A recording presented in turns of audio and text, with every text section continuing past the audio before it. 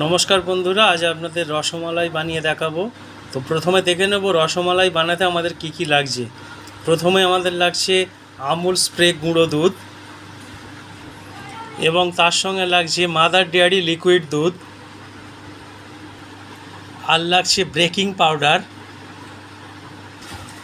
এবং আরও লাগছে চিনি অর্থাৎ সুগার, এবং এর সঙ্গে লাগছে মায়াপুরের গোশালার ঘি।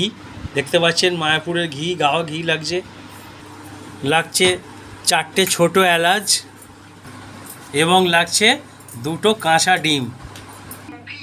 চলো তাহলে এবার রসমালাই বানানো শুরু করি। আমি তোমাদের বন্ধু অমিত। প্রথমে আমরা গুঁড়ো দুধটাকে একটা পাত্রের মধ্যে ঢালবো।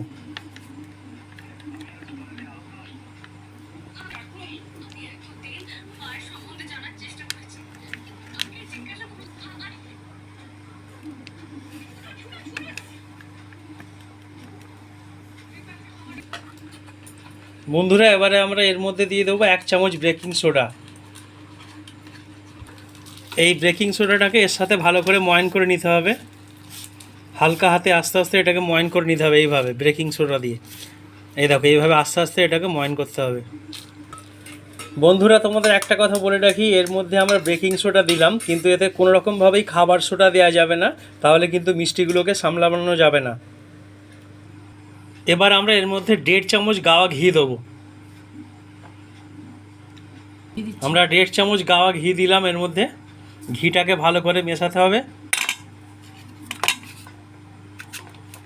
এর মধ্যে ঘিটাকে ভালো করে মেশাতে হবে।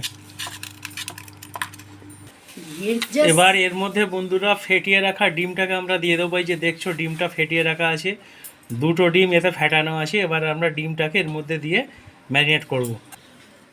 অল্প অল্প ডিমের গোলাটা দিয়ে আমরা এটাকে এবারে মাখবো সুন্দর করে, সবটা দেওয়ার দরকার নেই। বন্ধুরা দেখতে পাচ্ছি এই ধরনের একটা ডো তৈরি হবে। এই যে ডোটা দেখছো, এই ধরনের একটা নরম একটা ডো তৈরি করতে হবে। এইভাবে মেখে নরম ডোটা তৈরি করতে হবে। এই যে ডোটা তৈরি হয়ে এসেছে মোটামুটি।